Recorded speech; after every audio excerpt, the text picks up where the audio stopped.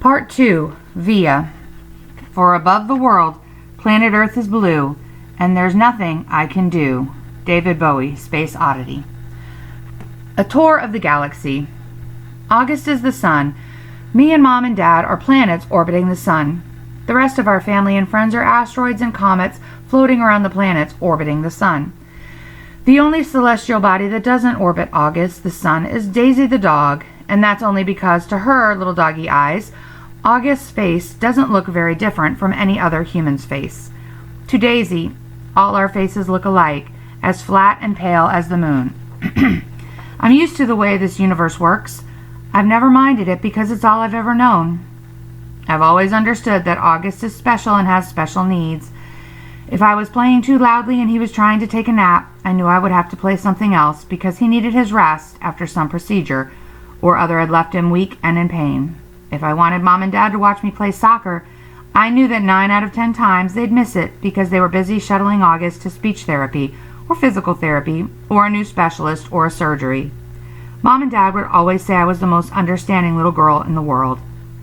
I don't know about that, just that I understood there was no point in complaining. I've seen August after his surgeries, his little face bandaged up and swollen, his tiny body full of IVs and tubes to keep him alive. After you've seen someone else going through that, it feels kind of crazy to complain over not getting the toy you had asked for, or your mom missing a school play. I knew this even when I was just 6 years old. No one ever told it to me. I just knew it. So I've gotten used to not complaining, and I've gotten used to not bothering Mom and Dad with little stuff. I've gotten used to figuring things out on my own. How to put toys together. How to organize my life so I don't miss friends' birthday parties. How to stay on top of my schoolwork so I don't fall behind in class. I've never asked for help with my homework. Never needed reminding to finish a project or study for a test. If I was having trouble with a subject in school, I'd go home and study it until I figured it out on my own. I taught myself how to convert fractions into decimal points by going online. I've done every school project pretty much by myself. When Mom and Dad ask me how things are going in school, I've always said, good, even when it hasn't always been so good. My worst day, worst fall, worst headache, worst bruise, worst cramp, worst mean thing anyone could say has always been nothing compared to what August has gone through. This isn't me being noble, by the way. It's just the way I know it is.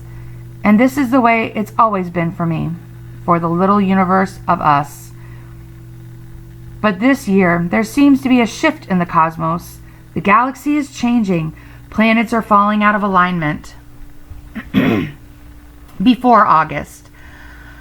I honestly don't remember my life before August came into it. I look at pictures of me as a baby and I see Mom and Dad smiling so happily, holding me. I can't believe how much younger they looked back then. Dad was this hipster dude and Mom was this cute Brazilian fashionista. There's one shot of me at my 3rd birthday. Dad's right behind me while Mom's holding the cake with 3 lit candles. And in back of us are Tata and Papa, Grands, Uncle Ben, Aunt Kate, and Uncle Poe. Everyone's looking at me and I'm looking at the cake. You can see in that picture how I really was the first child, the first grandchild, first niece.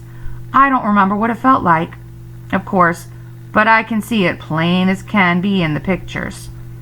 I don't remember the day they brought August home from the hospital. I don't remember what I said, or did, or felt when I saw him for the first time, though everyone has a story about it. Apparently, I just looked at him for a long time without saying anything at all, and then, finally, I said it. It doesn't look like Lily. That was the name of a doll Grands had given me when Mom was pregnant so I could practice being a big sister. It was one of those dolls that are incredibly lifelike, and I had carried it everywhere for months, changing its diaper, feeding it. I'm told I even made a baby sling for it. The story goes that after my initial reaction to August, it only took a few minutes, according to Grands, or a few days, according to Mom, before I was all over him, kissing him, cuddling him, baby talking to him. After that, I never so much as touched or mentioned Lily ever again. Seeing August.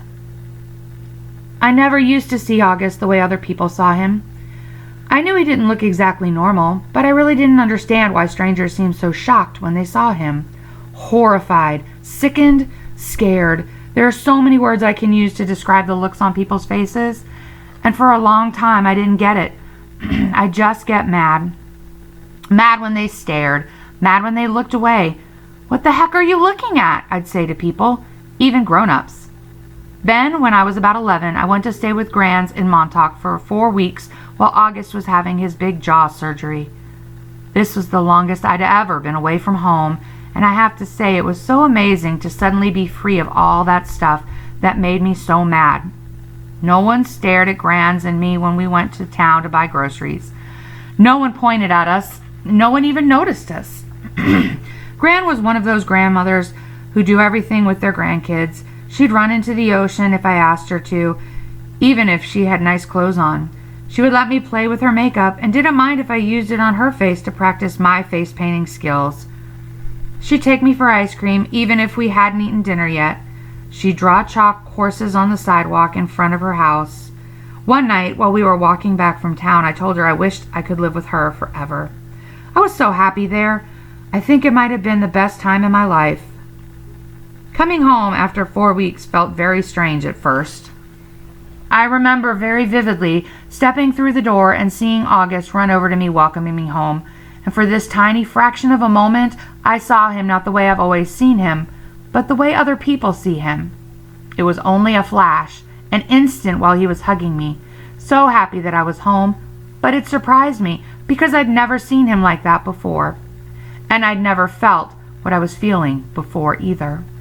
A feeling I hated myself for having the moment I said it. But as he was kissing me with all his heart, all I could see was the drool coming down his chin, and suddenly there I was, like all those people who would stare or look away. Horrified, sickened, scared. Thankfully, that only lasted for a second. The moment I heard August laugh his raspy little laugh, it was over. Everything was back the way it had been before, but it had opened a door for me, a little peephole, and on the other side of the peephole there were 2 Augusts, the one I saw blindly and the one other people saw. I think the only person in the world I could have told any of this to was Grands, but I didn't. It was too hard to explain over the phone. I thought maybe when she came for Thanksgiving I'd tell her what I felt. But just 2 months after staying with her in Montauk, my beautiful Grands died. It was so completely out of the blue. Apparently, she had checked herself into the hospital because she'd been feeling nauseous. Mom and I drove out to see her, but it's a 3-hour drive from where we live, and by the time we got to the hospital, Grands was gone. A heart attack, they told us, just like that. It's so strange how one day you can be here on Earth, and the next day, not. Where did she go? Will I ever really see her again? Or is this a fairy tale? You see movies and TV shows where people receive horrible news in hospitals, but for us, with all our many trips to the hospital with August, there had always been good outcomes. What I remember the most from the day Grands died is Mom literally crumbling up on the floor in slow, heaving sobs, holding her stomach like someone had just punched her.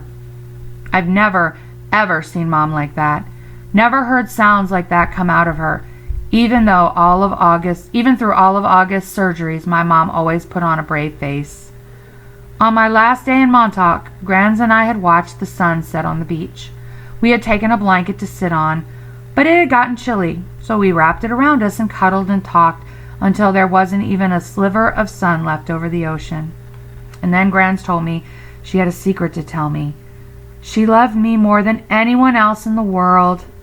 Even August? I had asked. She smiled and stroked my hair like she was thinking about what to say.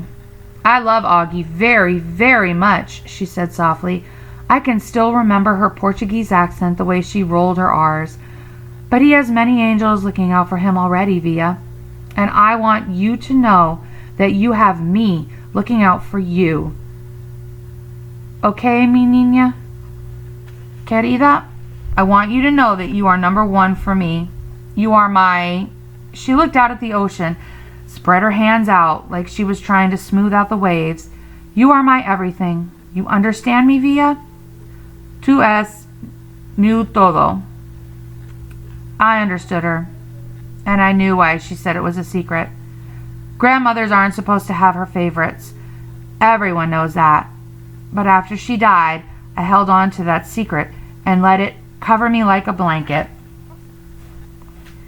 August through the peephole. His eyes are about an inch below where they should be on his face, almost to halfway down his cheeks. They slant downward at an extreme angle, almost like diagonal slits that someone cut into his face, and the left one is noticeably lower than the right one. They bulge outward because his eye cavities are too shallow to accommodate them. The top eyelids are always halfway closed, like he's on the verge of sleeping. The lower eyelids sag so much they almost look like a piece of invisible string is pulling them downward. You can see the red part on the inside, like they're almost inside out. He doesn't have eyebrows or eyelashes. His nose is disproportionately big for his face, and kind of fleshy. His head is pinched in on the sides where the ears should be, like someone used giant pliers and crushed the middle part of his face. He doesn't have cheekbones. There are deep creases running down both sides of his nose to his mouth, which gives him a waxy appearance. Sometimes people assume he's been burned in a fire. His features look like they've been melted, like the drippings on the side of a candle. Several surgeries to correct his lips have left a few scars around his mouth, the most noticeable one being a jagged gash running from the middle of his upper lip to his nose. His upper teeth are small and splayed out. He has a severe overbite and an extremely undersized jawbone. He has a very small chin, and when he was very little, before a piece of his hip bone was surgically implanted into his lower jaw, he really had no chin at all. His tongue would just hang out of his mouth with nothing underneath to block it. Thankfully, he's better now. He can eat, at least. When he was younger, he had a feeding tube. And he can talk, and he's learned to keep his tongue inside his mouth, though that took him several years to master. He also learned to control the drool that used to run down his neck. These are considered miracles. When he was a baby, the doctors didn't think he'd live. He can hear, too. Most kids born with these types of birth defects have problems with their middle ears that prevent them from hearing. But so far, August can hear well enough through his tiny cauliflower-shaped ears. The doctors think that eventually he'll need to wear hearing aids, though. August hates the thought of this. He thinks the hearing aids will get noticed too much. I don't tell him that the hearing aids would be the least of his problems, of course, because I know he knows this. Then again, I'm not sure what August knows or doesn't know, what he understands or doesn't understand. Does August see how other people see him? Has he gotten so good at pretending not to see that it doesn't bother him? Or does it bother him? When he looks in the mirror, does he see the Augie Mom and Dad see, or does he see the Augie everyone else sees? Or is there another August he sees, someone in his dreams, behind the misshapen head and face? Sometimes when I look at Gran's, I could see the pretty girl she used to be underneath the wrinkles. I could see the girl from Ipanema inside the old lady walk. Does August see himself as he might have looked without that single gene that caused the catastrophe of his face? I wish I could ask him this stuff. I wish he would tell me how he feels. He used to be easier to read before the surgeries. You knew that when his eyes squinted, he was happy, and when his mouth went straight, he was being mischievous. When his cheeks trembled, he was about to cry. He looks better now, no doubt about that, but the signs we used to gauge his moods are all gone. There are new ones, of course. Mom and Dad can read every single one, but I'm having trouble keeping up. And there's a part of me that doesn't want to keep trying. Why can't he just say what he's feeling like everyone else? He doesn't have a trach tube in his mouth anymore that keeps him from talking. His jaw's not wired shut. He's 10 years old. He can use his words. But we circle around him like he's still the baby he used to be. We change plans to go to plan B, interrupt conversations, go back on promises depending on his moods, his whims, his needs. That was fine when he was little, but he needs to grow up now. We need to let him, help him, make him grow up. Here's what I think.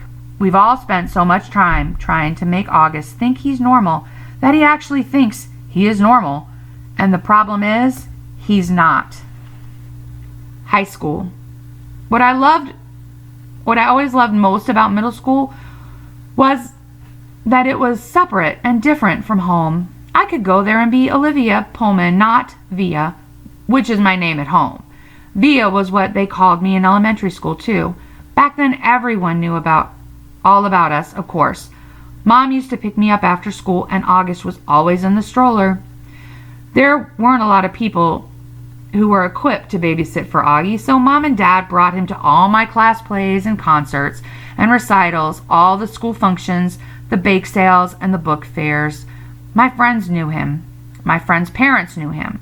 My teachers knew him. The janitor knew him.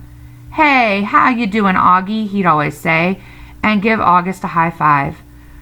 August was something of a fixture at PS 22. But in middle school, a lot of people didn't know about August. My old friends did, of course, but my new friends didn't. Or if they knew, it wasn't necessarily the first thing they knew about me. Maybe it was the second or third thing they'd hear about me.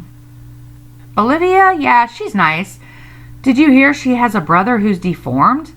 I always hated that word, but I knew it was how people described Augie, and I knew those kinds of conversations probably happened all of the time out of earshot, every time I left the room at a party or bumped into groups of friends at the pizza place. And that's okay.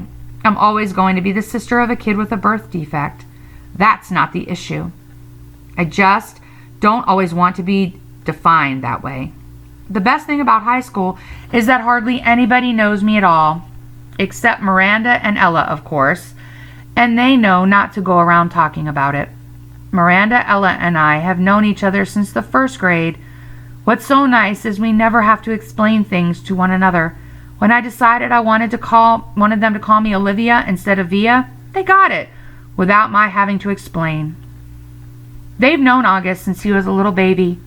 When we were little, our favorite thing to do was play dress up with Augie. Load him up with feather boas and big hats and Hannah Montana wigs, and he used to love it, of course. And we thought he was adorably cute in his own way. Ella said he reminded her of E.T. She didn't say this to be mean, of course, though maybe it was a little bit mean.